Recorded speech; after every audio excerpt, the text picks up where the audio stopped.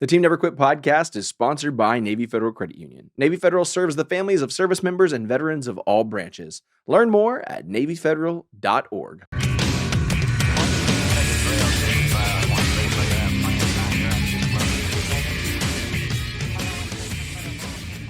What's going on, everybody? Welcome back to another episode of the Team Never Quit podcast. Thank you guys so much for checking us out every single week, listening to the show, watching us on YouTube. If you haven't already, make sure you subscribe on YouTube. We're almost to 100,000 subscribers.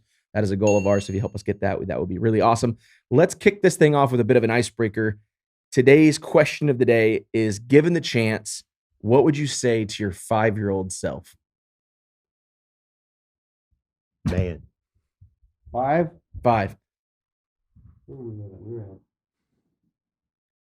Was it kindergarten?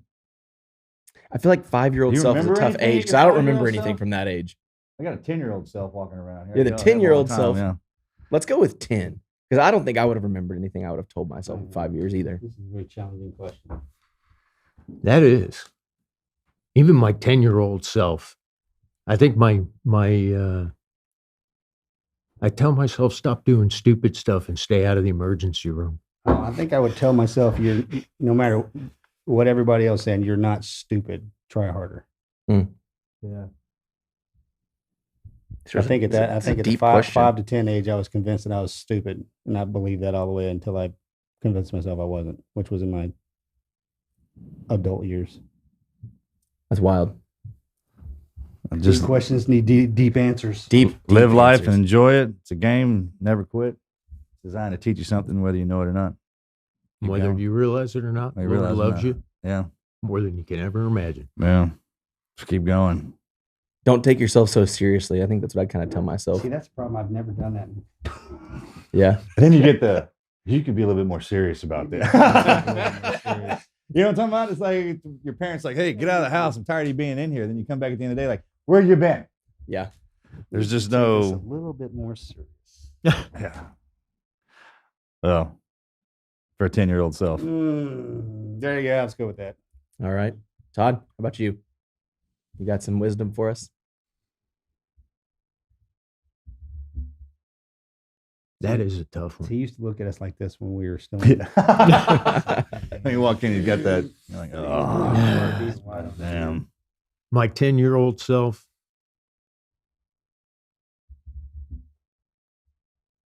probably the biggest thing is it doesn't matter what people think about you. Do what's right, regardless of the consequences. It's all and worth if it. you lose friends, they weren't true friends. Do what's right every day. Dang, this is a deep. I feel like I need some like soft piano music. This is a really deep question we got off. Make sure on you this put that in morning. there when I will incorporate do the- it. Some the strings. piano riff. It's gonna be like that church altar call music. Yeah. You know, you really feel it. Blues riff and That's beat. a great Watch question. anything changes. Try and keep up. That's a great question. Hey, we've got a great guest in store today. He is one of our own. TODD DEGHETTO is a retired Navy captain who spent 30 years in the Naval Special Warfare as a SEAL officer. 30 years. 30 years. While in command, he led several high-risk operations critical to the national defense of the United States. Todd is known for effective leadership and clear decision-making in high-stress environments. And one of our very own Team Never Quit speakers. Welcome to the show, Todd. Thank you very much. One hell of a model American. One hell of a model American. I don't know about that. I'll never forget one time. I forget how the conversation was going. I asked him, I was like, "What year did you graduate the Naval Academy?" Just because I just kind of figured since you were the CO, you were a Naval Academy grad. And he looked at me and goes, "I don't think anybody's ever insulted me like that before." Because I went to a real school. I went to a real University school. of Colorado. There's been some good ones I like harassing the over the academy years guys. about what he's busted us doing, or the question. Because when you ask your skipper, you got to come up with something real quick, right? And it's kind of like the one thing you throw out there was the. That's one thing we always loved about him because he would ask us, "So, hey guys, how's the command? That was cool. How's the morale of the command? What's going on with Because the we command? told him, it was like, hey, look, if you ask us that, we're going to tell you. I'll tell you, man. Real answers. Yeah. Yeah, coming That's at the what I end of the wanted. day. And he was He knew we'd give it to him. I tell you, when that's something that one of my mentors, Jack Menendez, told me before I went in command the first time. He said, when you walk around, everybody's going to be on the best behavior. That time you busted Morgan in the hallway with the flight. We'll get into that. Okay. So how about for some context for the listeners, how long have you guys known each other? Over 20 years now. No. 02? 01. When did you take command? 2003, July 03. 2003. Yeah, since 03. Since 03. Wow, So almost 20 years. that's wild. Good times. He is most fondly, we refer to him as Skipper. Yeah, the skipper. All right. They still call me that. So Carl, when you hear us throwing that verbiage, That's around, what it this is. This He's is what like, we're you talking do know about. I yeah. was elevated past that position. I was like, nope, too bad. Too bad. Too bad. That's how we're gonna roll. Let's what we normally do is just start back in the back to tell everybody where you came from. Hey, we don't. A lot of this we Most don't people know. are like, hey, how did you guys end up where you are? Because where you had to have the DNA, you were born for this, bred for this, came from a family lineage, and most of the time everybody's like, nope, not at all. Well, honestly, I grew up Northwest New Jersey, running the mountains, similar to you guys. Weekends, you're told, get out of the house. When chores were done, you were gone till dinner or dark, whatever came first. And me and my friends, we just run the mountains. You learn how to navigate without a chart, without a map. It was great. But having a dad as a New Jersey State Trooper, one, I learned about the evil in this world. Two, I learned about honor, doing what's right, not doing what's politically correct. And you guys probably know I'm not politically correct. I'll call a spade, and sometimes it gets me in trouble, sometimes it doesn't. Went off to college. Originally, I was going to be a marine biologist. Beginning of my sophomore year, head professor came in from the field and said, hey, there are no jobs unless you get a PhD. Being a sophomore in college, I'm thinking PhD. Not only no, but Not sure I can get this bachelor's degree done. So, believe it or not, I changed to chemical engineering because chemistry and physics was easy. Wow. Yeah. Really? One of those guys. So easy. Super. But then it was like, What's okay. that chemistry kicks everybody ass in college? Organic? Yes. Yeah. Organic chemistry? Go ahead. So I was working in Metallurgy Corporation, working with gold, platinum, palladium, silver, that kind of stuff in the production R&D side of the house, and I enjoyed it. So chemical engineering seemed to be a good fit, That's the market to be in nowadays. but there were no chemical engineering degrees that I was going to get worth anything in New Jersey. So I called a friend of my dad's. He told me the undergraduate places to go. One of them was University of Colorado, Boulder. I was thinking Boulder, Rockies, skiing. I'm going there. I'm in. Now, how do I pay for it? My parents couldn't pay for that. So I ended up applying for and got accepted to ROTC. And, growing up, watching the old UDT movies, I'm going to be a SEAL. So going in as a sophomore, I had to go up to Newport, Rhode Island to Naval Science Institute, get taught by the Marines how to wear a uniform, how to march. That was a lot of fun. Yeah. What year was this? That was summer of 82. Okay. Were you guys born yet? Oh, yeah. Okay. We're 75ers. Okay. We age well. Absolutely. When did the SEAL thing first come into your head? Where'd you even hear about that? Because I mean, straight the movies, like you said, or it's like, Yeah, that's what it was. It was the challenge. They were the best. Figured that's what I'll go do. So I show up at NSI and I'm talking to this Navy lieutenant who's checking me in. And I had just taken the Marine Corps PFT and Marine Corps physical fitness test at the time. I don't know if it still is. It was a 3-mile timed run, as many push-ups, sit-ups, and pull-ups you could get in 2 minutes. I maxed everything but the run. The run I did in 18, it was like 18 minutes, 26 seconds. that's respectable. And he told me, you'll never make it. That's not good enough. You should go nuke power. Yeah, right. yeah. Straight, Okay. straight to the Right on sun. the other end of it. Well, that's what he's thinking. You're going to be a chemical engineer, nuclear power. That's the way to go. He's like, you go in, do your time, you get a great job. Okay. Well, my first class cruise the next summer, I was on a nuke cruiser out of the USS Long Beach out of North Island there in San Diego. 2 weeks underway in a nuclear reactor. I was like, This sucks. Negative. Right. Yeah. I do not want to do this. So we pulled in a port one weekend. I'm walking down the beach and I see an obstacle course. Walk to the top of the berm and there's a Bud's compound. I was like, screw this. I'm going to Bud's. Got back to college. They're like, how do you like New Power? I'm going to Bud's. And they were like, oh, shit. Yeah. And they tried talking me out of it. I had an admiral, 2 captains try and talk me out of it. Nope, I'm going to Bud's. They were like, you can't make a career out of it. Hardly anybody makes it. I don't care. So that's what I did. My mind was set. And I never thought about quitting while I was in there. Thought I was going to die a couple times. Oh yeah. Who does? What Bud's class did you go through with? 135. That's almost my century class. Well, it's 135, 235. Lieutenant Scott died in class 235. Oh yeah, during Hell Week. Yeah. You know how many people graduated Hell Week just recently? No. You?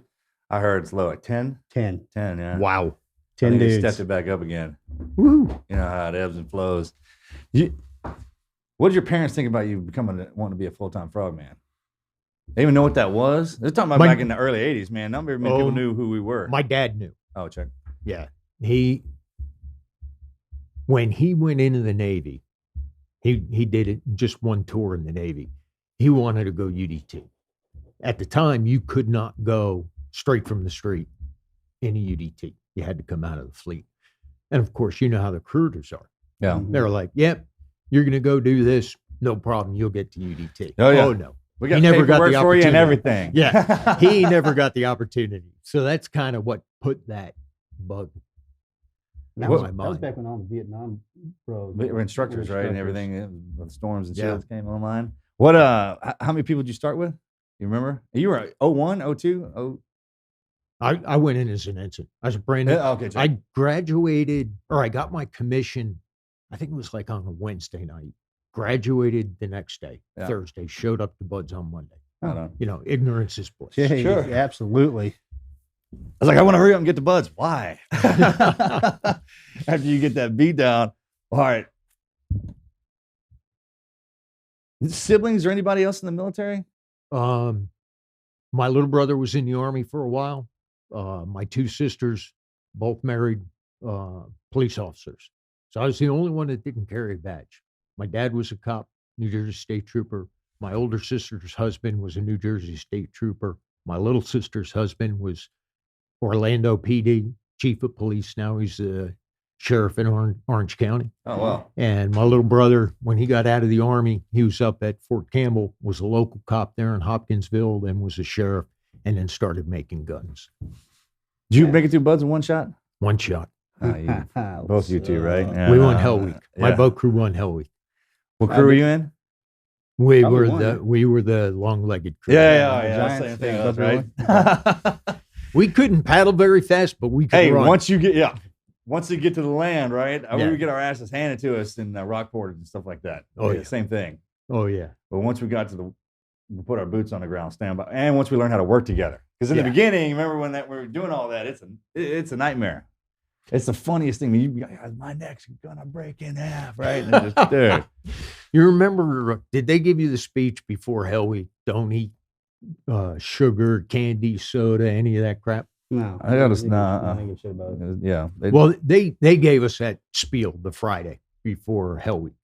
And, you take all that stuff with a grain of salt. We were, it's Thursday night. You do the Around the world, right? around the world, but then you had the scavenger hunt. Oh yeah, forgot about that. Okay. So everybody's together. They go from the boat crew that was currently last. They had the most points to go to the winners of Hell Week. We didn't have to go in any points. So they sent us to the tent. We got about 3 hours of sleep. So as soon as we get to the tent, a couple pre-trainees sneak in. They've got candy bars. They've got soda. And of course, you haven't eaten squat in a long time. Yeah. We're just shoveling that stuff down. Well, when the last crew gets in, it's like breakout all over again. You know, grenades rolling in the tent, machine guy with an M60 going off next to your head. Yeah. So we all fly out of our racks. And the next thing you know, you are just projectile vomiting or it's coming out your rear into your pants. You couldn't stop. Oh, really? Oh, yeah. It was, we were all miserable. We were taking turns rolling off the boat on the paddle, pulling our pants down, Yeah. cleaning them out, getting back. And it was awful. No, we never got stopped. Yeah, I remember being in a rollback land towards the end of it. We had the Snicker bars stuck in our socks and try to swim the pizzas out to the guys and everything like that. I had a guy in my boat crew. He was up front. We were doing the, I think it was that long paddle. Mm-hmm. And he keeps on ducking down. And he's going, Mr. D, that's what they call me. Watch the walls. There are no walls. And another guy jumps in after a pizza. Yeah. He saw pizza. We had to circle back around, drag him back in the boat. The one dude paddling that falls asleep and falls in. Oh, yeah. And then we had one guy who was trying to put quarters in the back of the other guy's K-pop because he calls it a vending machine. It's like, what are you doing? I need to get something to eat, man. But I mean, it's amazing how far your body Oh. can go after your mind quits. Man. I never hallucinated. He's like, hey, I'm going to sleep and paddle the same. I'm just going to close my eyes for a second paddle. And then we start going in circles. Just like, oh, yeah. Oh, man, that around the world paddle. So after you graduated, first command? STV 2. And Did you pick that? No, I picked East Coast. Just East Coast? All SEAL teams, East Coast. Yeah, I picked all SEAL teams and I went to STVs. That was send the tall guys there. Yeah. I thought that was some kind of sick joke. Because remember when we came in under you, everyone was over 6'2". Well, I'll tell you what, it was an amazing opportunity though, because you guys know this. When you're working in that environment, there is no forgiveness. Yeah. He means If he's you referring to forget a piece underwater. of kit, it's not like you're in the field and you forget something. Okay, maybe you're cold, maybe you're wet. No, you die. Yeah. Miserable. You may not be getting shot at, but the effects underwater and Yeah. those ships that you're dancing around. I learned That- more under that stuff will kill you. STVs, Yeah. Just Yeah, about gear maintenance and Oh yeah. getting squared away. situational awareness. Yeah. Yeah. I mean, you guys know the deal. My dive buddy, he knew me better than anybody. Mhm. He could tell how I was doing and I could tell how he was doing without ever saying a word. Yeah, Brower was my dive buddy.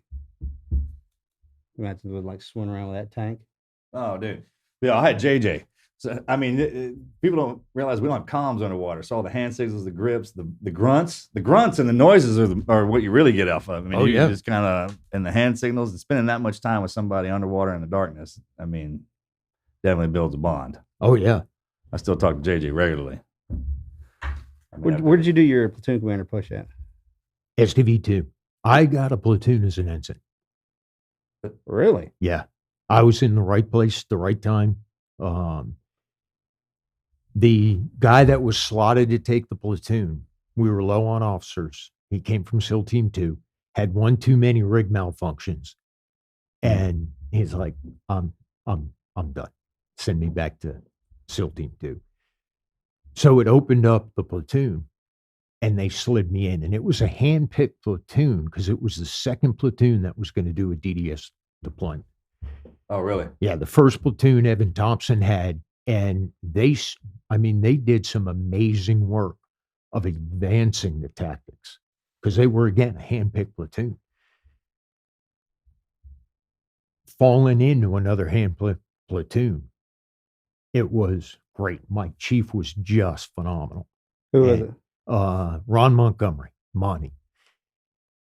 One of the pieces of advice my dad told me before I got my commission was, you're going to be senior to your enlisted guys. And you may have to make the final decision, but they have a lot more experience to listen to them. No. And I took that to heart. And I listened to my LPO. I listened to my chief. And there were times Monty'd come up, he'd be like, Mr. D, I don't know if that's a good idea. He was very tactful about Yeah, it. very subtle. But Oh yeah, subtle, tactful. All right, Monty, what? And he lays something out. You know, you're right. But we worked so well together. We went into, you guys remember doing isolation exercises. So much fun. Oh yeah. Skipper puts us in an isolation exercise. We're planning a real world operation. It was one of our current targets at the time. I won't get into what the target was. We plan it, and Skipper'd come in and out over the couple of days, and he was listening to what we were talking about. So at the brief back, when we're briefing him how we're going to do this operation, he stops me. Is that what you really want to do? No, sir. How would you really attack this target? So I laid out what we talked about. He said, why didn't you brief it that way? I said, because it's contrary to all our SOPs, our standard operating procedures. He said, rewrite them. You're training for war. So he gave us a green light to start taking those tactics and bringing them to another level. And that was a phenomenal opportunity as a junior officer. He gave me enough rope to hang myself. mm-hmm. He gave me the authority, the permission, but I also had the accountability. You don't see that in a lot of leaders these days. It's a shame. And it is. And I think a lot has to do with, you guys came in about the time that it was that whole, they were shrinking the force. Yeah, it was that shit. Yeah. Oh, yeah. And it was, leaders were CYA instead of letting guys run. I just happened to be lucky enough to always have skippers that gave you that room to run. We had, I don't even remember how we got them. One of the guys brought in NEDU, the Naval Experimental Diving Unit. They were the first ones to come up with the procedures of doing multiple UBAs, switching your breathing apparatus underwater. Yeah. From Mark V, or not Mark V, from the LAR 5 Pure O2 rig to the mixed gas Mark 15. Mm-hmm. So we took those procedures and wrote out procedures of how to execute them inside the SDV. We sent them up in a message because, back then everything was done by naval message. We want to do these procedures by this date. Well, we didn't hear back from the Navy, but we executed them anyway. You doing that in what would that be in the SUV in the dip tank, or did y'all go out and? Well, what we did is we followed the crawl, walk, run mentality. Yeah. We made sure the group master diver went through all the procedures before we even sent the message out. And he gave us a thumbs up. We classroom. We did dry pier side, where the guys were in the SDV, literally sitting in the SDV on the cradle. Yeah. Then we put it in the water, attached to the crane, so it couldn't sink, couldn't go anywhere. We had safety divers and the dive suit literally sitting on top of the boat, watching the guys do the procedure. Yeah. Everything was going fine. First crew goes out, does it. We're going to do daytime and then nighttime. So the first crew goes, they do the procedures, come back, no issues. Second crew gets in the boat. They're not 100 yards down away from the Cyclops, the little dock we had used. And the boat comes to the surface, and I see the Mark 15 wrapped up in the screws. Well, that's awesome. That's at the other side of the deal. How did that even happen? We leave it outside the door? One guy standing up saying, we lost Johnny. He bailed out. So one of the guys, the best I can figure is, when you're wearing that auger, full face mask, you got a 5-point harness strapping that auger to your face. Mm-hmm. Part of the procedures is you're wearing a T-bit now. Yeah.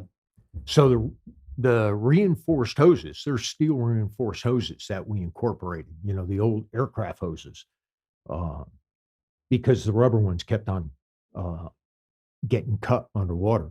They don't have a whole lot of forgiveness. Yeah. So The best we can guess is somehow Johnny took a mouthful of water.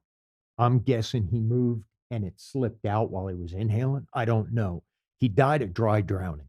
That's where you ingest water, your throat closes off, and it doesn't open up until you reach the surface or pass out. Well, he panicked. Rhino, his swim buddy, tried to hand him the emergency regulator because they were right there next to each other. And the surface there in Desert Cove, it was only about 3 feet above the SDV. You could see the surface. Johnny went for the surface, got caught in the rig, and the boat's moving. You know the power of the boat. They were doing about 2 knots. He's gone. Well, he passed out, sank to the bottom. It took us about an hour to find him. We had, within 10 minutes, about 70 divers in the water. SEAL Team 2, SEAL Team 4, SDV 2, and the mud suit divers. Just everybody converging. But the water was so dirty. Yeah. Visibility was only about a foot. Mm-hmm. And it wasn't until one of the guys finally was able to get a handheld sonar when we found him on the bottom. And I'll tell you, the hardest thing to that as a young officer was handing his mom his personal effects. That really changed my leadership style. Oh, how could it not? Because I found out after the fact that was not the first time that he had felt uncomfortable underwater. Oh, really? Had I known that, I would not have put him in that situation. Well, what's the difference between being underwater and being in the SDV? I mean, some of the positions that we have to get in. You said Rhino, was that Tom Rhino? Tom Rhino? No. Other Rhino? Because we had Schellenberger, remember? Yeah. When we got back from Iraq. He died on it. The same thing. Took the breath and that cold water hit him. Yeah, you panic. I don't think I've ever heard that. I never heard that story. That was 1987, I think, when that happened.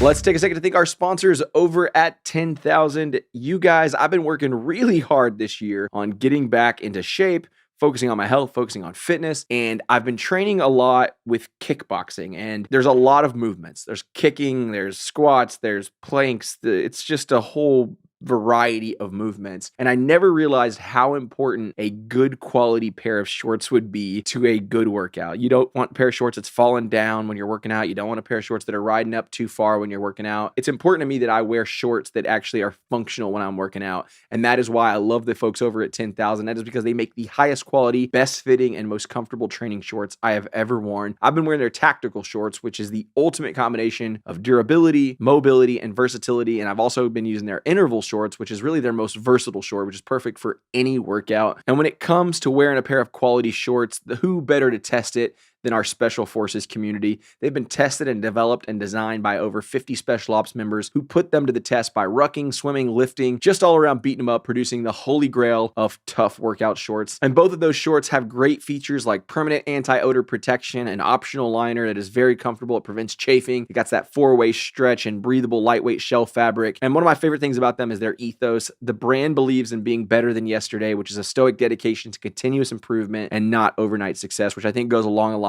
of everything that we're talking about and doing over here at Team Never Quit. They have a team of over 200 athletes that have tested their gear to ensure the perfect design, fabric, trims, and fit. They've got free shipping and free returns, and most importantly, a lifetime guarantee. And you guys know our sponsors love to hook you guys up. 10,000 is offering our listeners 15% off your purchase. All you need to do is go over to 10,000.cc/TNQ. You're going to receive 15% off your purchase. That is 10,000.cc/TNQ. Make sure to check it out. Remember, support our sponsors because they support us.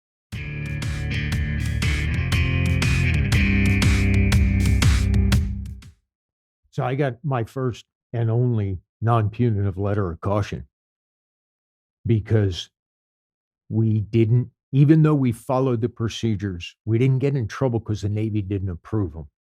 Because the commander, he took responsibility for that. but we didn't use the Sycamore pre-dive sheet. Yeah. Which is our life preservers. I didn't even know there was one at that time. Yeah. So Oh, I got forgot an about those unpunitive things. letter of Assuming caution for they that. asked for all the pre-dive Yeah. checklists. Yeah. But I vowed never put a guy in a position he wasn't going to be able to execute. And that saved another SEAL. When I was assault team leader out at Dam Neck, one of our guys he wasn't that great of a CQB shooter. He was a phenomenal sniper. No, he was my communicator, one of my communicators. He was phenomenal on the radio, phenomenal with call for fire. So I sat down with the command master chief, and I used this as an example when Johnny died, that, he was a great SEAL on land warfare, but he shouldn't have been in that position doing those advanced Was procedures. he driving? No, he was in the back. with Rhino. Shotgun. Oh, in the back. Yeah, they were in the back. Pilot, navigator, driving, guys in the back, mission specialists. Let's check. All right. All right. Because, That makes more sense now. swimming that 15 Yeah. is not that comfortable. Uh-huh. So that's why It's we the same wanted, rig. When we went to SDV school with the 16, Right. they're like, you don't dive this rig. Right. It's the one that NASA wears on in space. No, the 15 was a precursor to the 16. The Yeah. 16 was the EOD's version because it was low magnetic. I remember sitting in class having to learn all the diodes and what. Oh, yeah. On top of everything else you got to do, you got to make sure that sucker, because it has its own temperament. Oh, yeah. Get gnarly But on you get complacent with it. Yeah, too. yeah, for sure. I almost died on the rig because I got complacent. My dive by NEI, and this comes down to how well he knew me. We're getting ready to do a dive, cold water. So I go to put my mask on and I go to snug up the AGA, the full face mask, and one of the buckles rips out of the side of the mask. So what do? Unscrew it, get the spare mask out of the dive suit box, put it on. I put it on. Well, there's no nose piece. Yeah, so you can't Valsalva. Right. And I can't do it anymore. My Oh, ears are toast. can't I've do squeezed that. them Yeah, too squeeze many much. times. So one of the guys runs back to the platoon hut to get a new AGA. So I'm sitting there and I hear my 15 just going because it's still on. So the sensors are noticing that I'm losing O2. So it's trying to pump O2 into the breathing loop that's no longer closed. So I reach back and shut the rig off. A couple minutes later, guy comes back. They hook the mask up. I put it on. Dive soup. I've already had the full dive soup check. So I give the dive soup a thumbs up that it's working. I can clear, and in the water we go. So we're starting to prep, going through all our prep with the That's SUV. hilarious. And then all of a sudden, I'm looking up at the surface of the water, wondering, what the hell am I doing here? Oh, yeah. I bet. And I pull myself back in the SDV, and my dive buddy, I see the dive suit, the boat's powering toward me, and I give him an okay signal. My dive buddy's like, what the hell are you doing? I said, I don't know. I must have slipped. And I'm getting ready to do radio checks, and next thing I know, same thing. And I pop back awake, and I give the dive soup a thumbs up. He's like, what are you doing? What is wrong? I said, I have no idea. As I watch everything just close down, and I shut down because they You had shut done the O2 down without the diluent. Is that what happened? Yeah. So when I passed out, because that's a nice thing. Epoxy, if you got to die, that's the way to go, because you just fall asleep. You breathe down the O2 level because it's scrubbing the carbon dioxide. The carbon dioxide is what tells your body you're running low on O2. Yeah, so that signal's not there. That signal's not there, so you just go to sleep. But when I inverted, when I passed out, it I'm rose up. slightly That's funny. heavy, so I'm going head down. Yeah. The plenum collapses. It gives you a shot Shot of of it, diluent, and you wake back up. Well, that third, fourth time I passed out, Rhino, it's cold. It's in the 30s. That water's in the high 30s. He jumps in his BDUs. And he grabs me, my dive buddy grabbed me. They're like, pull your mask off. I'm like, hell no, the water's cold. And I pass out again. I don't know about the resilience of a freaking team guy, right? Just to keep going through that. Were you the CO when I won't say his name on the radio? Filled his Heeds bottle. No, that was right before I got there. Okay, so still okay. That was before, right? I remember that. I also heard somebody not putting soda sorb in one of their LAR-5 draggers and trying to do a dive. Well, we had a guy when Johnny died. They put a moratorium on both the Mark 15 and the procedures of switching rigs underwater until they could go through the full investigation of what happened. So when they finally gave us a green light to dive again with the 15, we had to do a familiarization dive. We had a young kid do a dive. We were all underwater. 10 minutes is all we had to do. We all come back up. He's got a headache. So they take his rig off. They rush him to the chamber, have the master diver, diving medical officer all meet over there. They do a medical check on him. He doesn't need to go in the chamber.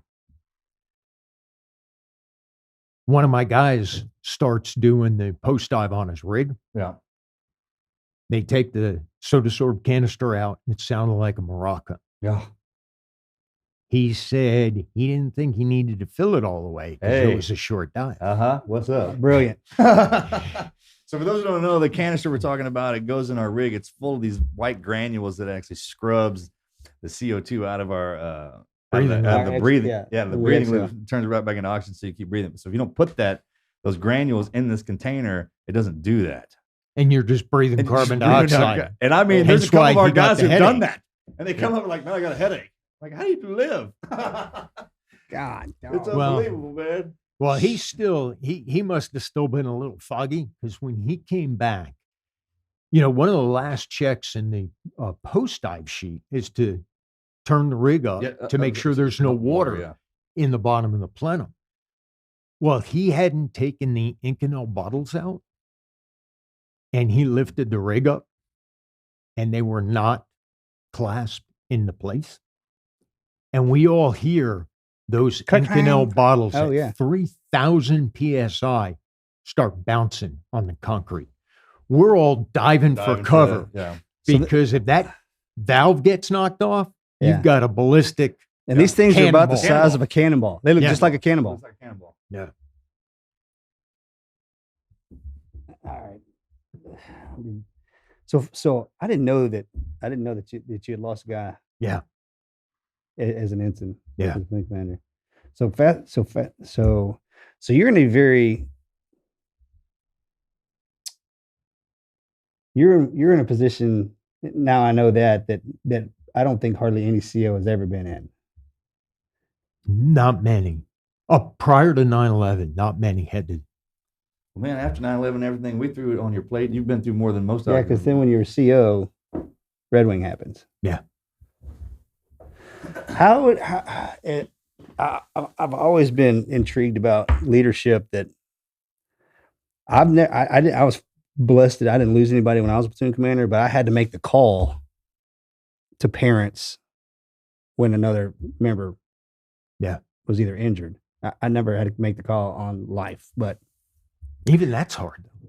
It was terribly hard, challenging call because I woke them up.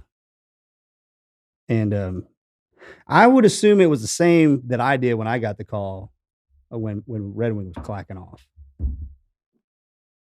How do you because one thing I always originally they weren't going to notify you because you weren't on Marcus's page too. And I had one of the guys filled that out, dude. Well, I had one of the guys come in from one of the other platoons and say, "Hey, sir, you need to get somebody on Morgan." This was the day Red Wings happened. I said, "Why is that?" He said, "Because they have a suicide pact." Yeah, the blood oath. I was like, "Great." So I called. Like I got enough to worry about. I call up the group, and the Commodore wasn't available. So I got the chief of staff. And the chief of staff's like, nope, he's not on the page 2. I said, you need to get somebody on Morgan because you're at Jump school. not jump school, but Yuma. Halo, free fall. Yeah. Out in Yuma. I said, because they have a suicide pack. He's like, got it. And that's when they put somebody on you. Yeah, JJ. Yeah. I talked to JJ about that. But I tell you what, that was a tough morning. I used to get up. We're in Hawaii, so we're 3 hours from the West Coast, 6 hours from DC. That time change is and crazy. the East Coast. I would get up early in the morning. I was in the office usually around 5 a.m. I figured I get in, do all my calls to the East Coast, do all my calls to the West Coast, go through email, because they'd been up for 3 to 6 hours already. Yeah. And then I'd be ready for PT. And then also that way I could get home and have dinner with my family. I wasn't there till 8 o'clock at night and keeping my XO and everybody else who's worried about, oh, the old man's here, so I got to be here. And I got the first call, I think it was like 5:20 in the morning. Helicopter went down. We think 3 of your guys were on it. But we're not sure. You at the house or at the office? No, I was at the office. I'll check. About 20 minutes later, I get a second call. Yes, helicopter went down. 3 your guys were on it. They were going to support SR team, a recon team that called in troops in contact. And 3 of your guys are on it. We don't think there are any survivors. That's how my day started. That's not funny. I'm sorry, but I just thought, Well, Phil Regier was the XO at the time. Mm-hmm. Oh, yeah. And Phil won't mind me using his name. He rolls in right at about 6 a.m. Phil, we need to get the ombudsman. We need to get a chaplain. And we need to start doing notifications. And it was a tough day. Yeah. Not nearly as tough for you. Shit. But Excuse me. Well, I've heard since I got was- back, and I heard y'all have bad. Walking up to Dan Healy's house and telling his wife and kids he's not coming home. Man, that's the hardest thing I've ever had to do. Yeah, we started going through some stuff about from 5 to 10. This is what I've always respected about you as a leader. We never saw. Yeah, you never let that out. The pain and the hurt. You always led. You're very stoic. Well, as you guys know, you get real good at completely cutting your head off from the rest of your body. Yeah, yeah. No emotion, no feeling, no pain. And I truly didn't start processing that stuff until after I retired. Yeah, because I always appreciated, and you can course correct me on this one if you want, Skipper, but I always appreciated the fact that you always understood that this was a high risk job. You needed high risk individuals to do it, and even we have these setbacks, but we continued to move forward doing high risk operations. That was clutch. So you never became risk adverse. Oh, yeah. No. Even when I got back, the day he and I stepped back on the command, we were standing there, and there was never a feeling. Warren sent me home one day. I guess I remember that, but there was never wasn't a pity party. It's like a big man's club. Yeah. Like, you know what I'm talking about? I was the oddest. It stuck me in training for a few weeks, and I was kind of sitting around, and I was listening a lot. And I think that's the only way I made it. There was never as a senior leader. I mean, what can you kind of give us some insight on how do you handle that? I mean, you got a sounding board somewhere? Is it a mirror? Or you just we're talking about losing a lot of guys. Yeah. You just do what you got to do.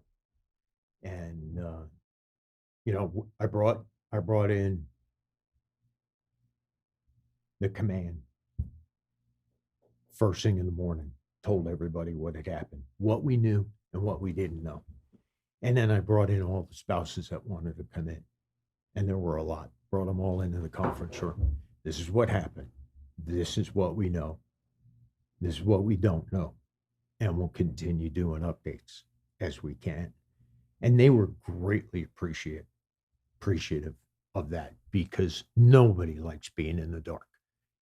And at least if you don't know all the answers and you tell them, I don't know all the answers, then they're not wondering.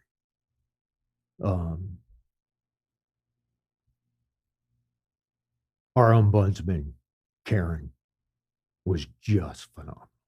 She's a superstar. She is. Yeah, she's a superstar. Love She her. is a superstar.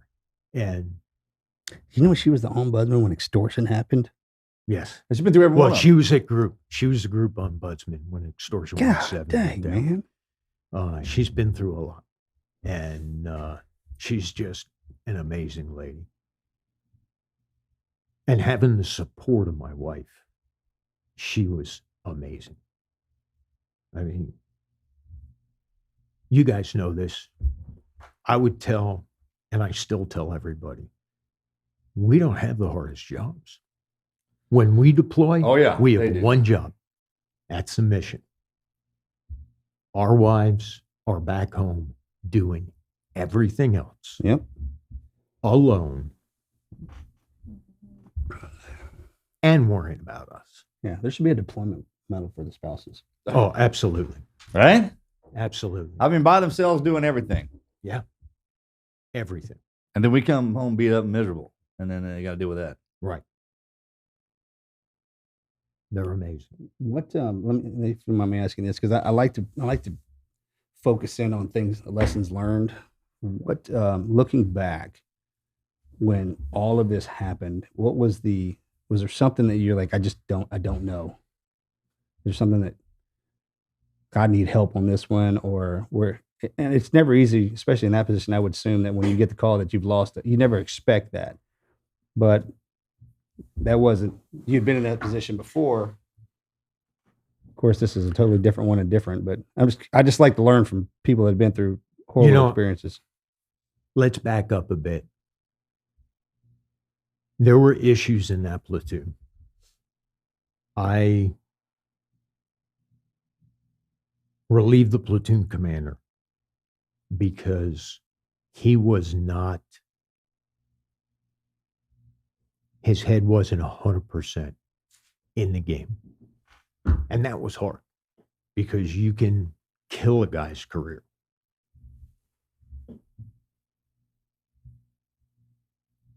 But he wasn't happy with me, of course, but he turned around and became a phenomenal officer.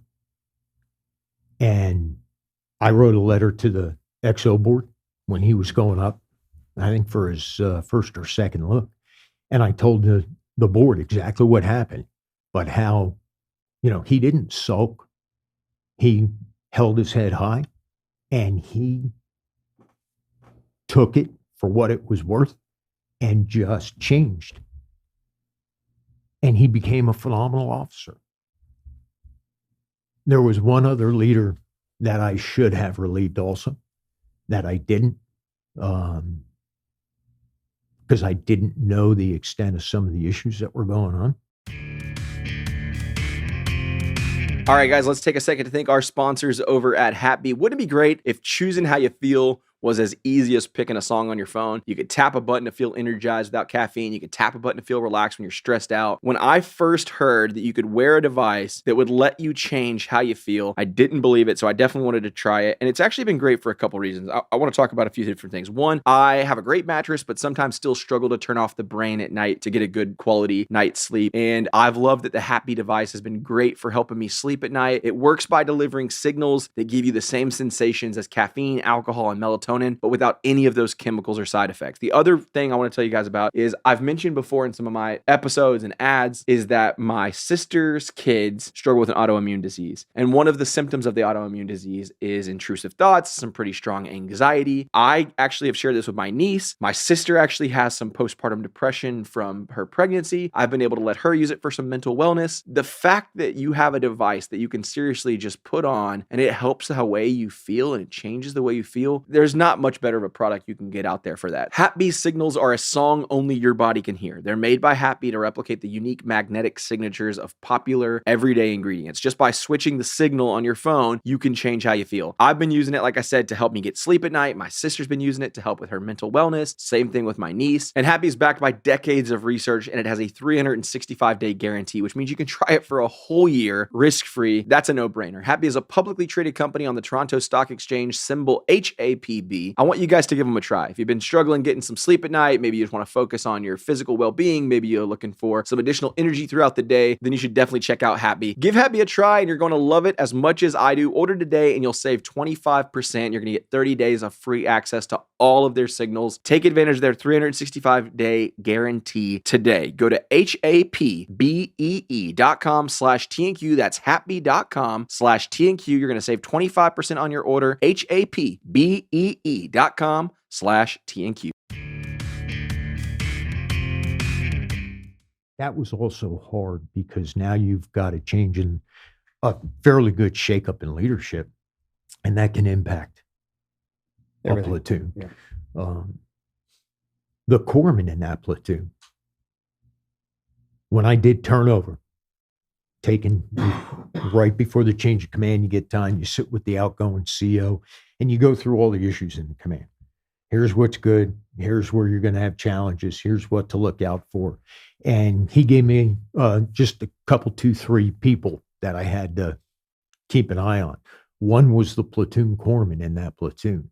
He was put on a letter of instruction because he was not getting the qualifications he needed to be a full up corpsman to go into combat. Well, the end of that 6 months, he'd done absolutely nothing to prepare. Or I don't recall him doing anything. Yeah, he didn't. I know who you're talking about. So I fired him, convened a Trident review board, and we conducted the board, stripped him of his qualifications, and sent him back to the Navy as a Quad Zero corpsman. He had no qualifications. So I put a new corpsman in that platoon. I think it was on a Tuesday. Thursday is their first field exercise. First squad goes through, no issues. Second squad, they're doing their live fire. And you guys know when you're coming in and out of an SDV, you don't wear body armor. Right. You're not swimming with body armor. Mm. So you Hell train the no. way you fight. Train the way you fight. So the guys weren't wearing body armor. They were in a closed terrain situation. Closed terrain, you guys know what the deal is, where you cannot pull everybody online. You can just step into your fields of fire and then you're doing a center peel. The assistant platoon commander that was running that squad, I was standing behind a tree watching the guys do their thing. RSO, the range safety officer, walks past me because there's the last couple guys that are firing. He's got to get out of the way. He walks past me to get in position to let the next couple guys go by. I see the assistant platoon commander drop down on his ACOG, his scope, as another guy stands up to do the center peel. I see a puff of smoke. I look at the kid's chest. I mean, it happened so fast, there was nothing I could do. There was nothing the RSO could do. I looked in Andy's chest, didn't see anything, looked in his eyes. I knew he'd been shot. So I turned to Rob, who was the range safety officer. Rob, you got a man down. I forgot you were standing there, man. Oh, they were all there. Yeah. Yeah. And you guys know the deal. The platoon runs. Training cadre will run medical exercises to see how the platoon reacts.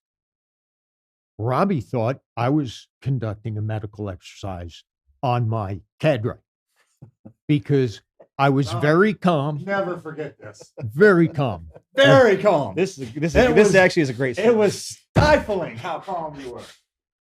I just said, Robbie, you've got a man down. So Robbie comes up to Andy. Sir, what's your problem? Andy looks at him and goes, I've been fucking shot.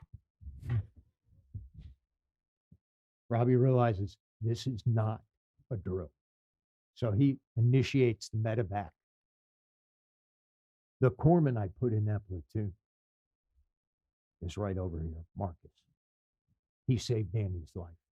Man, What they put 50 units of blood in oh him? yeah, he was jacked up. He was.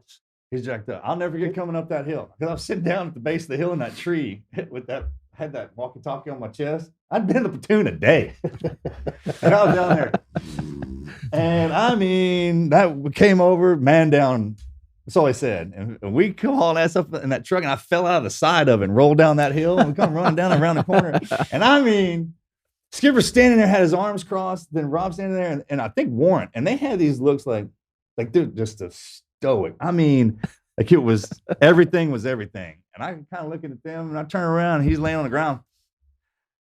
And he had this little, remember that blood bubble he had on top of his chest? I was like, oh, it's moulage. I was like, tried to wipe it off, and it came back. I was like, well, that's good. That's good. That looks real. Yeah. And I rolled that sucker over, man, and it was laying in that. Oh, yeah. And it was through and through. Through and through, yeah. And so I corked him with my finger, and then, man, we went to work. Yeah. We got real quick when I was waiting on that helo. I had that water hose and that spike ox. You know, I was chest tubing him, man. It was on. Just too much to wait. Yeah. And as a matter of fact, he passed out on me in the hospital, and we cut him to put that chest tube, and he sat up off that bed, and I slammed him back down. I was like, take the pain. Take the pain. Oh, man, that was a hell of a day. I'll never forget it. Yeah, you're like, oh, it's real. It's real. I said, just like that. And it's standing there. I mean, I could see your face just like you were standing in the camis. You're like, like, this ain't my job. You better get your ass to work. I mean, one of them, when it got real on me, I was like, all right. And I started going through the motions, and I had to sit back for a second on my knee because that smell hit me. You know how hot it was out there, and that blood. When there's a lot of blood, it's Different smell. it's different. It's all together, man. Different. That's what people throw up. That's what It's just like this. It has a very distinct smell. And me and Doc Payne Yeah. went to work on them. You guys had that other corpsman been in that platoon, Andy'd be dead. Oh, Because he would not have had the experience to deal with that kind of a wound. Because that was a combat wound. oh, and it was upper chest, right? Man. Yeah, Through and through upper with- right quadrant, it vaporized dude. so much. Splintered Yeah, it was his a rib, green blew tip. that freaking Oh, brachial plexus But it out. was close and like Like this this. close, right? It was about 8 feet. And he ended up losing the use of his arm. Yeah. I mean, it fucked him. I mean, it screwed him up. That's I mean, it screwed him up. Yeah. So we were bebopping it, and okay. And Andy was a new guy, and Oh, yeah. nobody knew him. Nobody was brand And new. he, I like, was just showed up. just got there. Oh, All happy go. I'd said He's two words to excited. him. Hey, how you doing? Yeah, You know, we had to find his wife, yeah, remember that? They were newlyweds, Newlyweds. newlyweds. living in Hawaii. And- Family is to the winds. Yeah. She's someplace on the island. And it took Ah, us a forgot while about to find her, get her to the hospital. And again, our ombudsman was just Same phenomenal. Same Same woman. ombudsman. Same Yeah. woman. okay. Y'all keep Same. talking about this title, but that's a title I've never heard before. Ombudsman. Talk to Okay. us. OMBUDSMN, ombudsman. Yeah. Ombudsman. They're the liaison officer to the families by, with, and through the skipper. Yeah. So It's an official position. And she relays information from the families to the old man, and the old man can, through the ombudsman, officially address families, concerns, that kind of thing. It's a big It's a deal. big deal. Yeah. We're talking about dying, Yeah. you know, And that way, they the don't- skipper's not inundated with every single individual that's a part of the command. As far as family goes, the ombudsman takes that on their own. That's Yeah, a heavy. 'cause That's a heavy job. Unlike the CEO of a company, you may be worried about people's families. As a CEO, you are responsible not just for the service member, but for their families. Trying to get her on the podcast. You should. We can't. That's crazy. After that, there was a lot of pressure to fire Murph. Mike Murphy was that assistant platoon commander. And I sat down with my training department because it was an accident. Oh, yeah. It was a tragic accident that almost killed Andy. But it was an accident. Pulled the training cadre in. What type? Because I knew Murph, but I didn't see him day to day. Training cadre did. What's he like? He's a good JO. Okay. I pulled Murph in. We talked through it. He made a tragic mistake, but he learned from it. And I knew he would never Oh, sure. make that mistake again as a leader, lose situational awareness of his men. And there were a lot of armchair quarterbacks. Always are, right? But when I explained myself, both to my Commodore and to the Admiral, they let me keep him. And he turned into a good officer. Oh, yeah. Our job's dangerous, right? And I mean, there are guys when the situations go down, you're like, hey, that's just was part of our life, right? And that's what I said to the armchair quarterbacks. This one guy, they had a close call on a range. No one got injured. But a round went by somebody. Yeah. I said, did you fire him? No. Because he made a mistake, right? This one was tragic. That doesn't mean I should fire him. He's going to learn from it and be much better from that. Yeah. And he was. And it was only a few years ago. I think it might have been last year when I finally got the chance where Andy and I sat down and we could discuss Oh, really? Oh, that's good. that level of what was my thought process of why Mike didn't get fired. Yeah. And when I explained it, that helped Andy at another level of healing. Sure. How could it not? Yeah. Always good when the boss sets you down. I mean, every It's reaction. just a perspective that he never got a chance to see. Yeah. Yeah. I've never heard it either until now. Yeah. Yeah, he didn't. Because remember, you'd send us. We go check on him in the hospitals and stuff. That first I time we lived went in there. that hospital with that boy.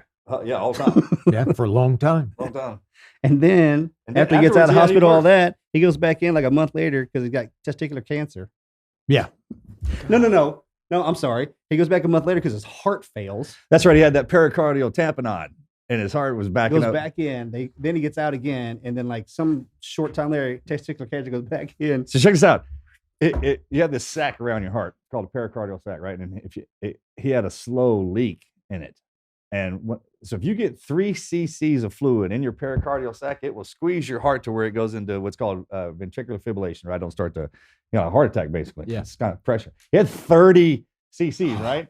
30 cc's in that sac. Then it slowly had. He was like, remember the doctor's like, you ain't gonna make it. Told his wife and the dude that was going. Morgan was sitting there. He's like, you're not gonna make it. You're probably gonna die. And Morgan was like, No, I took that doctor out in the hallway. Yeah, I was man. like, hey, mother. He was ever a say commander, that and I SEALs was are an gonna E5 boy. But you would have thought Jesus was talking to him when I got done with him. You don't ever do. I mean, we Oh, were boy. pissed, dude. And then we came. He was sitting in. We came in to check out him again in the hospital. Like, hey, where's Andy? He went in his room. We're like, oh, he's down an X-ray. So Mojo and I go bebopping to the hospital, and there's these big glass windows, and you can see them with their backs to the glass. You know, they're sitting in the waiting room. So we're banging on the glass. I'm like, what's up, dude? We're here to see you. And they turn around, they're both crying. They're just bawling their eyes out, right? So we go in, and Morgan's like, well, what's wrong now? Yeah, and he can't get he the break. goes, well, man, they found out I had testicular cancer, and they're going to take one of my boys. And so Mojo and I kind of sit down. About 10 seconds go by, and we're like, that's great. Now you get to tell them you want a brass ball sewn up in there, so when you sit down, it clanks the freaking chair. After everything you've been through. And then when you walk in and listen to me, like, that officer's got balls that clank.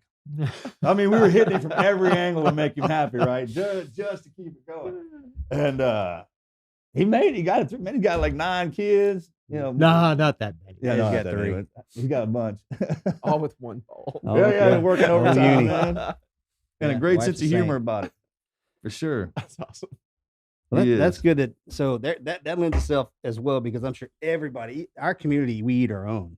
At times, yeah. And you stood your ground on that one, and turned out to be, I mean, Murphy saved bro's life. So Yeah. there you go. Honor, give and take.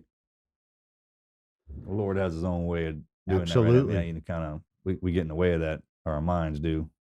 Yep. Sometimes you forget what we saddled up for. Just an average minute in our life is will kill you, and we don't think about it like that. No, What's not of the till more- we get older. Yeah, yeah. and reflect. Yeah. What's reflection. one of the most valuable things you've taken away from your career, as far as, like, it had to be humility, or just And did it come up in the good times, bad times, or when in the gotta be normal always in times? the bad times? Right, it's always in the bad times, right? That I think that's where people show their true colors, is when things are just going sideways. Well,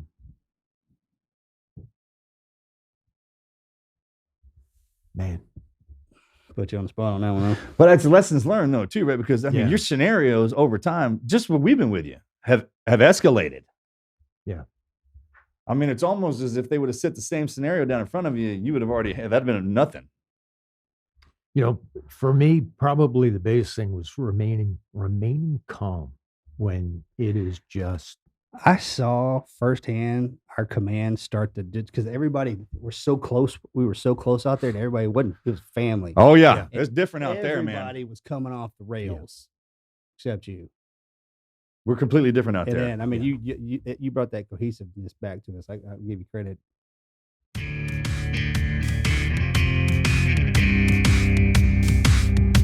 We are supported by Truebill. You guys have heard me talk about Truebill before. That is because their product is one of the most incredible apps on the planet. And if you don't know why free trials renew without your consent, it's because it's a business scam out to get you. If you don't want to let greedy corporations pocket your money, then you should download Truebill to take control of your subscriptions. You probably don't know your neighbors use your Netflix. You probably don't know that you're paying for something you decided to do one day, and you created a free trial, and then you've been paying for it for the last 3 years. You're losing money, all right? Truebill is the new app that helps you identify and stop paying for subscriptions you don't need, you don't want, or you simply forgot about. And on average, people are saving up to $720 a year with Truebill. And because companies make subscriptions hard to cancel, Truebill makes it incredibly simple. Just link your accounts and Truebill will cancel your unwanted subscriptions in just one tap. And your Truebill concierge is there when you need them to cancel unwanted subscriptions, so you don't have to. That was my favorite thing. I actually used them to cancel a subscription on my behalf. I didn't have to tap the button. I talked to my concierge. They helped me out. One that I could never figure out how to get canceled. They got canceled. They saved me a little over probably $200 a year. I use Truebill. You guys should definitely check them out too. They have over 2 million users and they have helped them save over $100 million.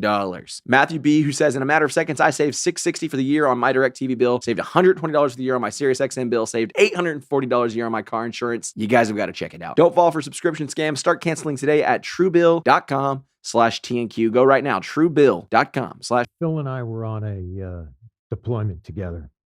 I was a CO. He was the ASDS department head at the time. And that's the mission that, oh man, We don't talk about the ASDS mission. yeah. I know which one you're talking about. Yeah. They missed the rendezvous window. So we moved to the secondary extraction point or secondary rendezvous point, and they missed that. And we are now within 1 minute of executing the contingency operation, which would send red star clusters up because we're in an area we shouldn't be.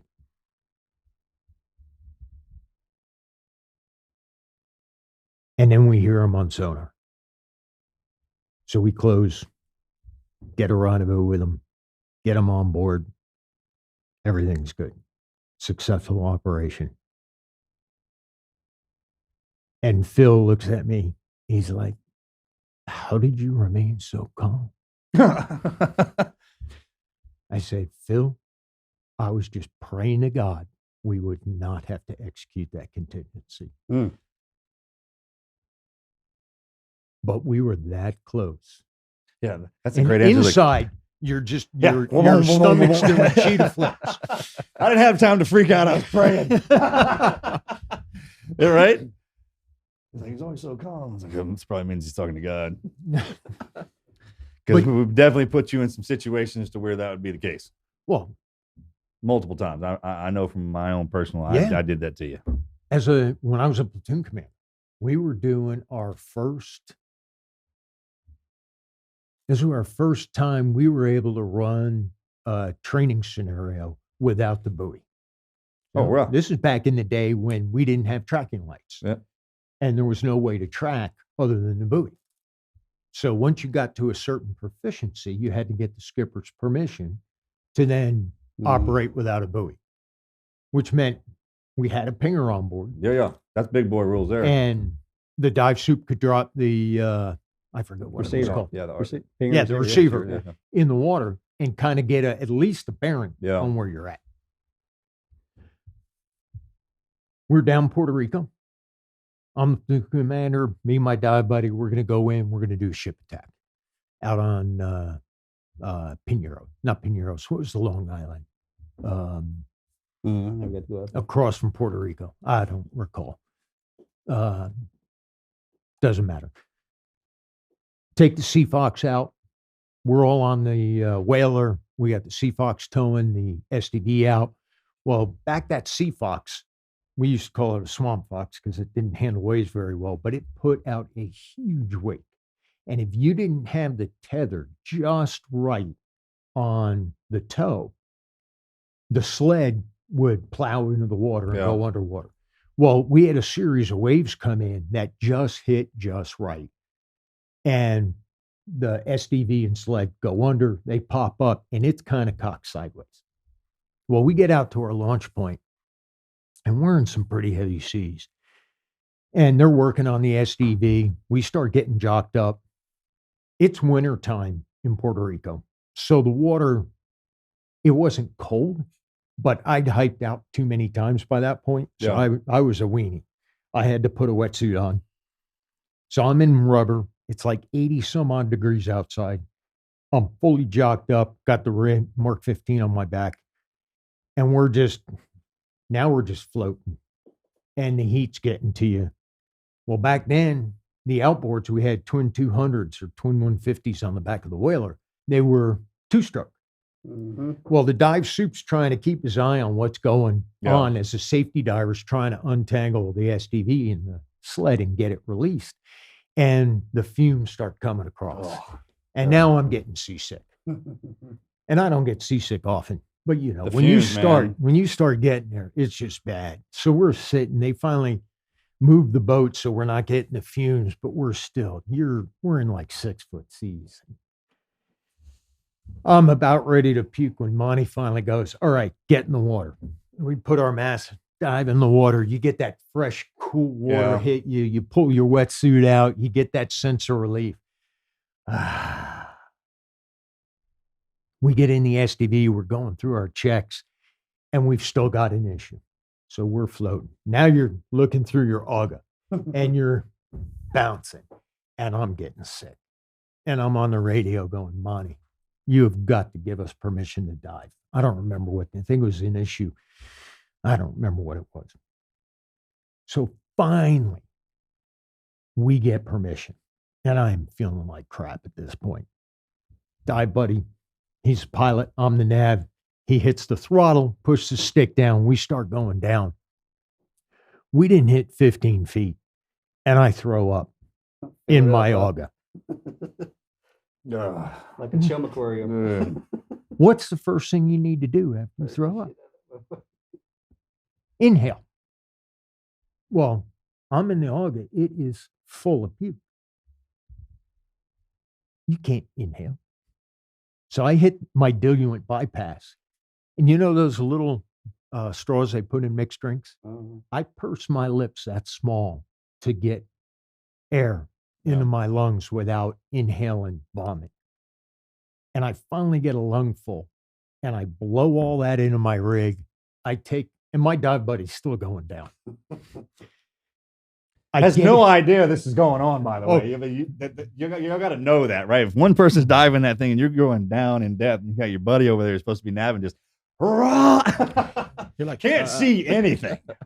I get that in one breath. I blow it into the rig. I take another inhale and throw up again.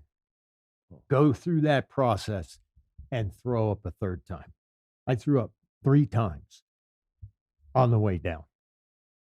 And we finally get down, and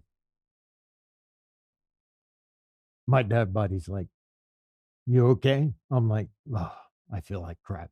He's like, we got to get you up, and we got to tell the dive suit. I'm like, oh, hell no. The last thing we'll do is go back up, right? Well, what's one of the symptoms of an embolism? Vomit. I'm like, I'm not going in for a chamber ride. Yeah. I'm fine. Well, it was a full 6-hour mission. Just inhaling the chunks in your. And I had a mustache back then. So it's all chunks are in my mustache. What's up? My stomach hurt so bad. stash. I had to take my dive belt off and lay it across my lap while we were doing our insertion. And then when the night was over, I cleaned that up. Yeah. And I would always throw up in my full face mask and then take it off and rinse it out and then put it back on, purge it, and go again. I couldn't. I didn't even think about pulling it off. I didn't want. I threw up in my dragger. Well, the dragger's one thing. You got to You shut close it down. it. You got to shut it down. And that Yeah. whole thing. That. And then I watched JJ You get real push sick. that We got vomit seasick down on into the those surface, lines, and then had to go down with it, man. you could continue to smell it, and every time you breathe in, it goes. Yeah, it's like you're sitting in your stomach, right? When you're in the water under there, and you're just. Oh, yeah. I do. And in that full face mask, your nose and mouth. Yeah, they're everything's all there. exposed. It's Yeah. like, I mean, smell everything, dude. Oh, yeah. Oh. Yeah, I'd rinse it out. Dude, there's some everything. Everybody thinks everything's when we get underwater, man. There's some stuff that happens down there that. You learn patience. Hey, Yeah, whoa. you got to be calm. Yeah. Learn how to do That's the that. one thing you can't do is freak out. So I mean, you've had an amazing career, 30 years in Naval Special Warfare. Yeah. What are you doing now? You know, when I retired, one of the things God put on my heart was to mentor the next generation. And part of what I do is I'm a guest lecturer at the local college, talk to the freshmen. I'm a leadership coach and mentor for University of Tennessee's MBA program. Oh, I wow. work with they've got a special aerospace and defense MBA program specific for folks that are working either in the government or for contractors who work with the government, because government's a different animal than regular business. I may not have the business expertise that a lot of these coaches have, but I've got a lot of leadership expertise and lessons learned experience. that I can, because when it comes down to it, it's about people.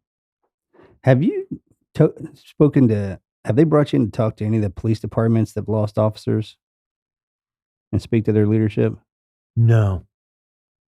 I have talked to, when I first retired, I talked to a police department up in New Jersey. One of the guys I went to school with, he was the chief of police. He brought me up, and that was a lot of fun. When my brother-in-law was the chief of police in Orlando, John Mina,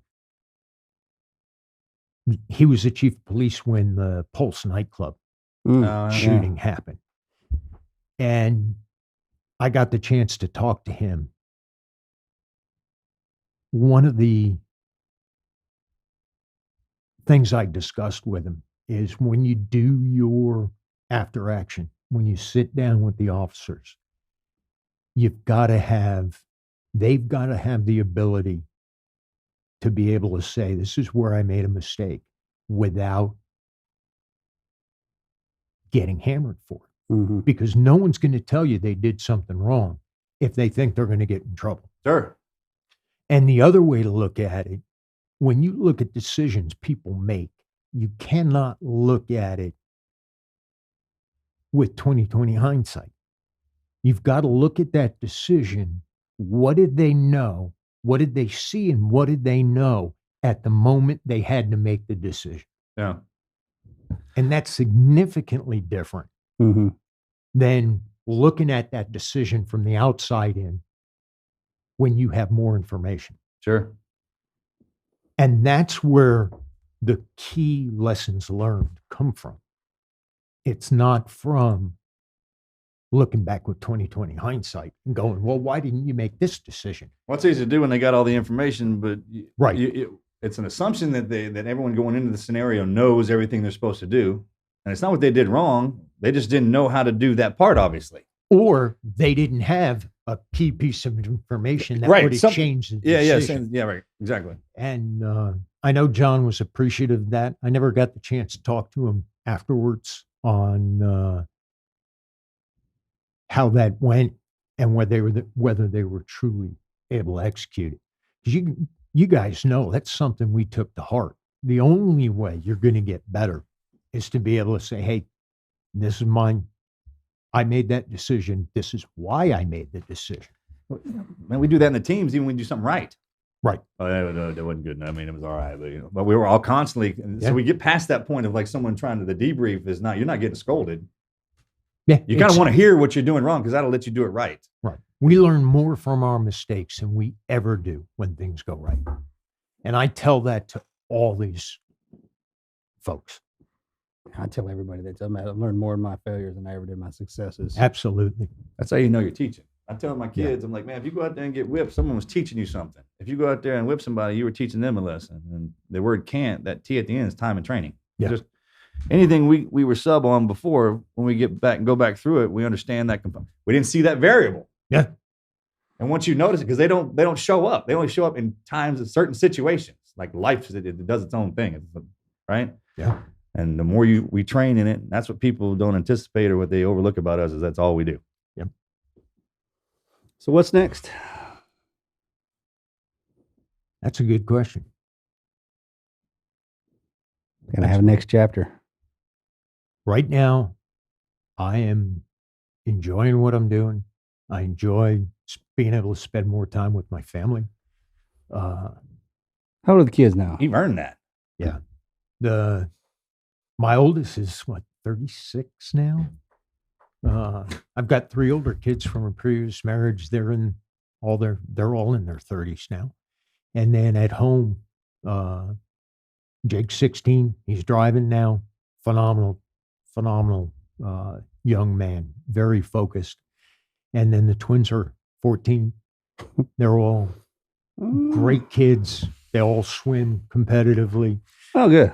And they'll all kick my butt in the water. So are you in the point, like when we rotate it out, like words of wisdom to the guys who are coming up? Because it's tough, especially for 30 years. I tell most of the guys for every 10 you're in, it takes 2 to detox. And that kind of is a variant between what you had to go through. But Well, I'll tell you, when I retired, my wife told me, take 6 months off. Just take the time off. And when I retired, she wouldn't let me get a phone for the first month. good for her. I love that woman. Oh yeah. You know, when you're constantly tied to operations, you've got the phone. She was like complete detox. And it took me, it was about 2 weeks, maybe 3 after I retired, after we moved up to Tennessee, where all of a sudden I woke up one day and it felt like I had a huge weight lifted off my shoulders. Those responsibilities that we hold, you don't even realize the stress and the weight of those responsibilities until they're no longer yours. Yeah, you pass them over. Yeah.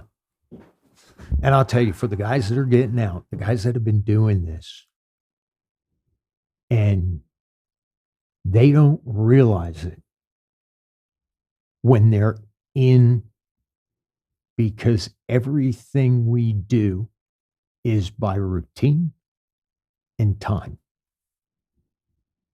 You've got places to be. You're just executing what you've got to do.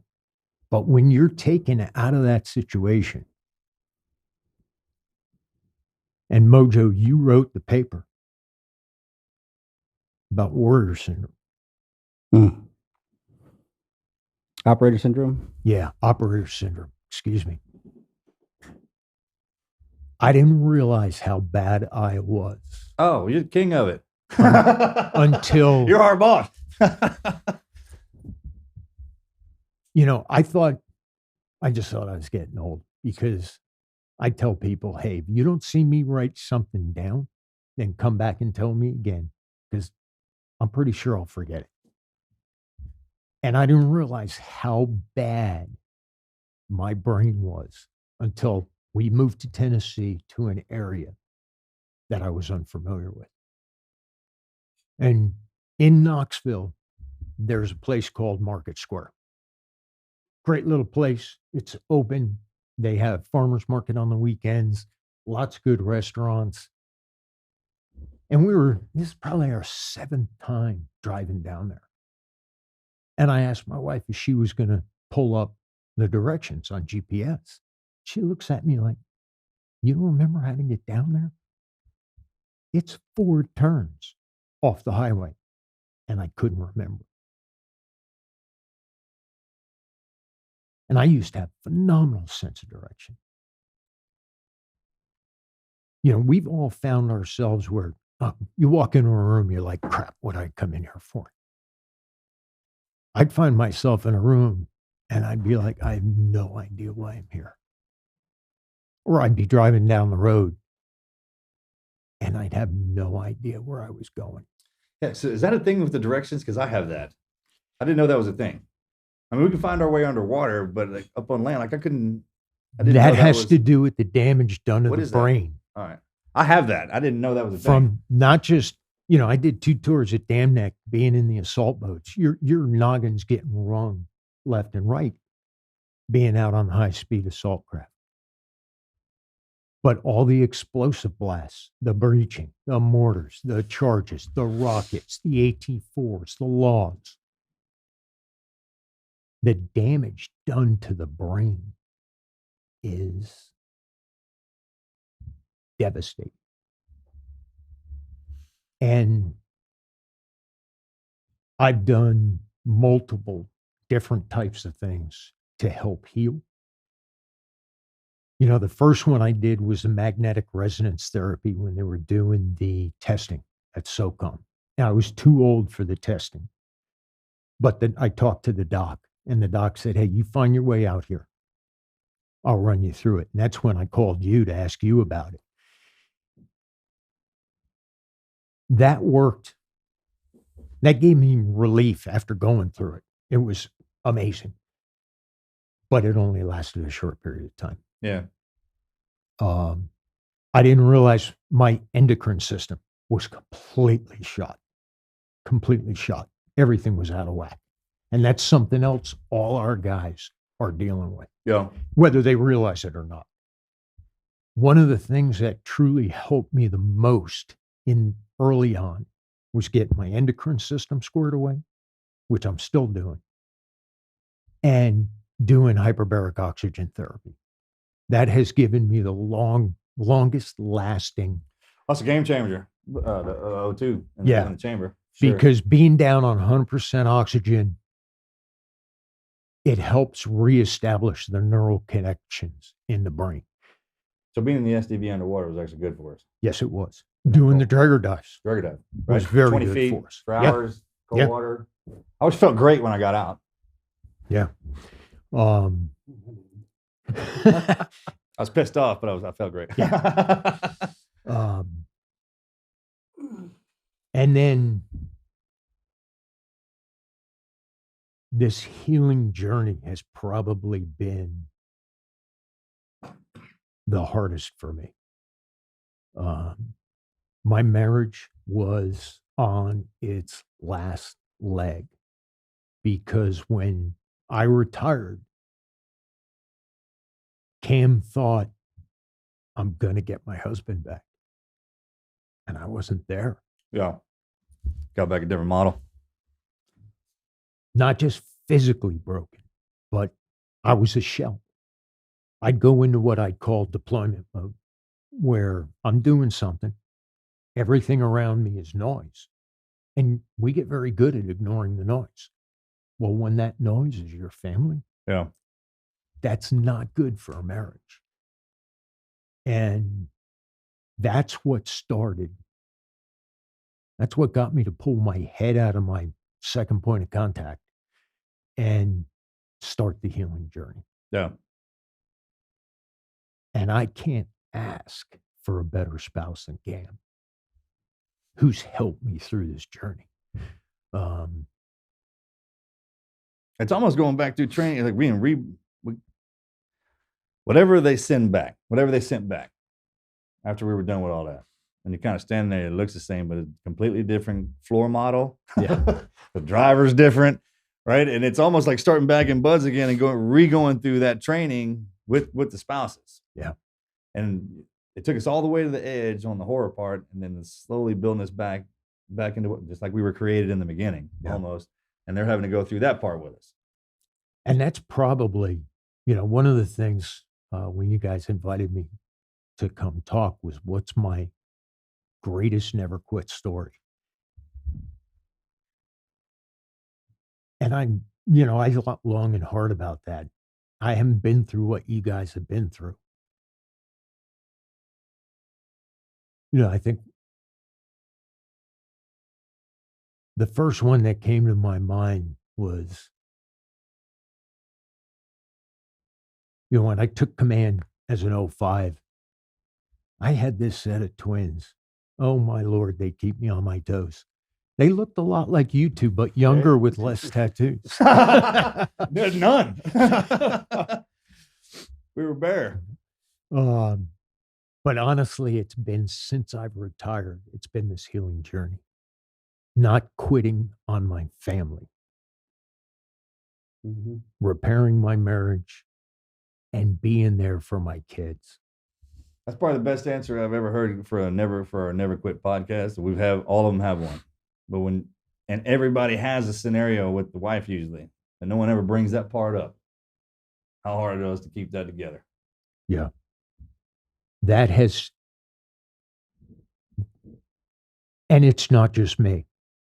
When I first retired, I retired out of Germany. We took the rotator in the BWI up in Baltimore, rented a minivan, had our dog, had the kids. We drove down to Virginia Beach to see family or see friends before we went down to Florida, where I was going to do my retirement ceremony and where all our family was. And when we got to Virginia Beach, guys that I've known for years and years and years, some of them look like a shell of themselves. Others, I'd ask them, how you doing? Oh, I'm doing great. I'm doing this. I'm doing that. I'm involved in this. And their wives are behind them going, oh no, he's not doing well at all. He's struggling with anger. He's struggling with withdrawal. He's struggling. Every single one of us has been struggling. Some realized it. Some still haven't come to grips with it. I was at a retirement ceremony for one of the guys that worked for me. And while I was at his reception, I met a couple guys who were part of the SEAL Future Foundation. They dialed me in with what they had available. So one guy called me, we're back home, and he said, hey, here's all the things that we help guys with. A lot was transition. And they brought up a retreat down in Mexico. What's that about? They're using psychedelics to help guys. I'm like, oh, hell no. I'm not going. Not only no, but no. You know, you grow up the son of a cop. Anytime anybody brings that up, There's like no way. Sure. I've seen the evil side of what that does. But it was a misuse of stuff. And it wasn't until my wife and I sat down with another frog and his wife, and he walked us through everything he struggled with. I told him what I was struggling with. And he looked at me, he said, Todd, you need this. My wife and I walked away. What do you think? I said, I think I need to go. And I went. And I'll be honest with you, I've never been so scared in my life. Never been so scared in my life. Because we're very good at controlling everything we can control. Yeah. Even the things we can't control, we try and come up with contingencies right? to somewhat have semblance of control in absolute chaos. But you're going into a position where you are going to be completely out of control. But I knew there were frogmen there that had been through it, that were there to support and hold that space and protect us. So we met in San Diego, drove where we needed to go. Ceremony, very formal. Respect the medicine.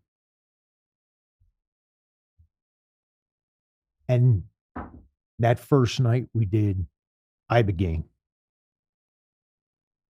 on a Friday night. Did an EKG before the ceremony. Got it clear from the doctor. They had 2 doctors, 2 nurses there to watch us. Had a very formal, reverent ceremony. Got hooked, went upstairs, got in our beds, got hooked up to a heart monitor, an O2 monitor. And I'm thinking, and I'm waiting for it to come on. And then all of a sudden, I felt like I was sitting on the beach and I'm looking up at a 40-foot wave getting ready to crash over my head. That's awesome.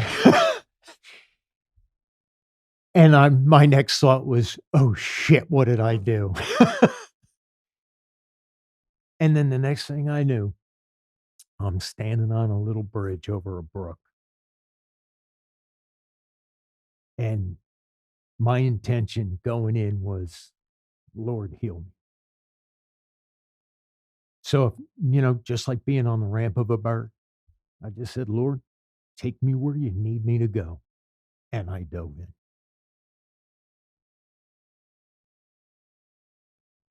It was absolutely miserable. I didn't have any visions. Mine was very, very physical. I purged all night long.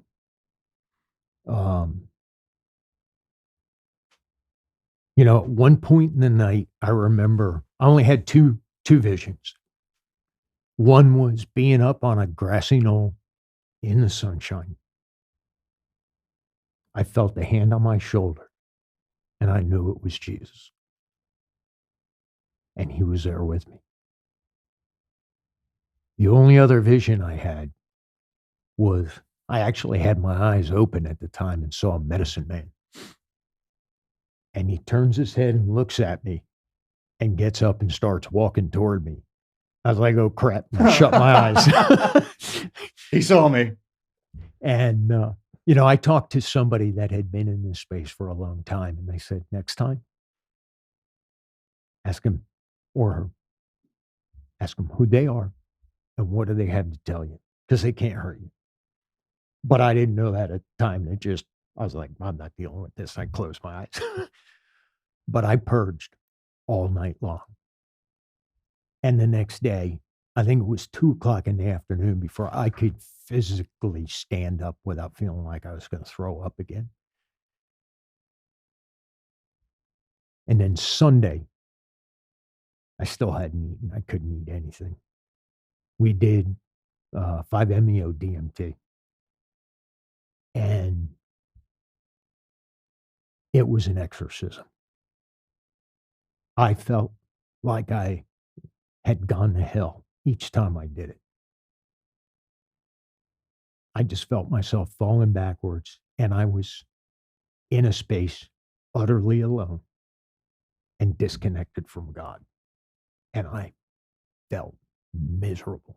I did not like being there. And I purged constantly. But after that last hit, they only last, 4 minutes? Yeah. I mean, it's a short but explosive journey. I felt the love of God, and I was like, Lord, thank you. And I was at utter peace. But it took like 5 hits for me it was an exorcism to get all those demons, all that evil we've seen over the years. People don't realize you pick up stuff along the way. Yeah. That's why people's attitudes change, why their demeanor changes and everything. Yeah. It's like, it's part of it. And I've done 2 other journeys after that. And each one has been great healing. And how you feel now? I feel wonderful. I feel at ease. At peace. I feel at peace. Which makes the body sore thing not a thing, right? Right. It's just body sore. Yeah. The problem is when our minds are the way they were. The best way I can describe it, because I've talked to a few folks that work in the psychedelic space, like, why the Ibogaine? That's like using a 10-pound sledgehammer to put in a finishing nail. Attack nail. And, at first you don't think about it. But when you spend your life ignoring pain, ignoring emotion, you completely disconnect your head from your heart. Yeah. And we needed that explosive charge to break down that barrier. Mm-hmm. So you can finally start to heal. Yeah. And each time I've done it, it's been deeper and deeper. And It's almost as if our body goes through so much pain throughout our lives that the mind's like, yeah, and I'm just not going to deal with it. Our tolerance to pain is very, very high. That was the thing it had to me, is when it was disconnecting my body from my mind. I didn't like that. Yeah. Because usually your body's like, if you get into a situation, that thing will haul ass. Yeah. It takes care of that for sure. Yeah. I'm so happy for you now, Skipper, and everything that you've been through and gone through with us, and for what we put you through. And I mean, it's definitely our life's been a journey. Yeah, absolutely. I mean, I can't wait till we get back and hear what the overall purpose and end game. Yeah. You know what I'm talking about? I was like, all right, so some of us have been together for a long time through some stuff that no one else has to go through. We're still together. And even in this last part, like, we'll be together, writing out after actions and what works and what doesn't, passing it down to the kids. Right? But that's why we have to do it. Yeah. You made a comment earlier, Mojo, about locker room. Was it you that got thrown out of the locker room? Yeah, that was me. It was. In all my glory. So correct me if I'm wrong. I've got congressional staffers behind me, and we're doing the dog and pony, and we're coming down the hallway, and I bring them past the locker rooms because that's where all the neat pictures were. That's right. That's the only place they were in the And beginning. The hallway Yeah. is easily it's 50 to 75 yards It's long. long. We're not Right. talking about a short. We're talking about a long hallway. And all of a sudden, the locker room door opens, and this guy gets pushed out. He's got a steel pot on his head. Well, I've got my combat helmet on. Yep. He's got a web belt with his UDT knife on the web belt and combat boots and nothing else. And I'm just like, And There's nowhere to go. And just so you know, and just so You can go everybody know, anywhere. in tow was 16. I think there was around 16 yeah. congressional staff members. The majority of them are women. Following the commanding officer of the command down this hallway where I'm standing naked. Oh God. Oh, yes. Yeah. So, giving a tour of the command. yeah. Then he's got one of his boys hanging out with his dog out. You know, he kind of. So Morgan snaps to attention because he can't get back in. They're all holding the door shut on him. He snaps to attention, takes the helmet off his head, puts it on his crotch, and just stays at attention as we're trying to walk by. And I'm just thinking to myself, oh my Lord, I'm going to be fired. I'm going to have a congressional inquiry on what in the world are these guys doing. Just so everybody down that's there. listening out Good. there, I was really, really good shape back in them days. Didn't miss a beat. Carry on smartly. Just kept on the tour. Kept doing the tour, man, like it was normal. What else are you going to do? Oh, that was the greatest story, man, when that came out. Were you horrified? Or did you think it was hilarious? Dude, the back of my knee started to sweat. Scared to death, dude. I mean, it was like, Hey, this is You were an E5 at the time. oh, just, yeah. around we're doing now. This wasn't There was a too long unit after member, he had dude. taken control of the team. You know, I was not something you want to put your CO in. a Well, position And how much on. trouble did you get in for this? Nothing. No, Zero. well, no, trouble. I mean, it was, you know, Nothing. he was the best CO. Like if we really screwed up on purpose, you know, we get our asses handed to us. But then there was Did you get any comments? I don't remember. I don't know what they would say. Yeah, he was like, Most of them are women, right? who's that? This is one of my two guys. They were like, Let me introduce you to Morgan. here's some wall art. I think I explained it about, you get a bunch of type Boys A will be boys. personalities, and sometimes Hey, they do stuff that is. There are men. Yeah. There It's are when we're all men in together this our building. downtime, man. When he's pretty lenient on us. When if you screw up while you're working, that's different. That was completely different. But if we were off on Liberty or something, just doing our thing, it was pretty cool. Great Yeah. set of events. Oh yeah, that story plays out. Oh, my I'll tell you the Lord. whole story one day. It's Yeah, that's great. It's a good one. All right, close out. All right, guys, thank you so much. Is there any way that our listeners can support you and what you've got going on? Well, anybody interested, I'm one of the Team Never Quit speakers. I'm on LinkedIn. They can hit me up there, ask me questions.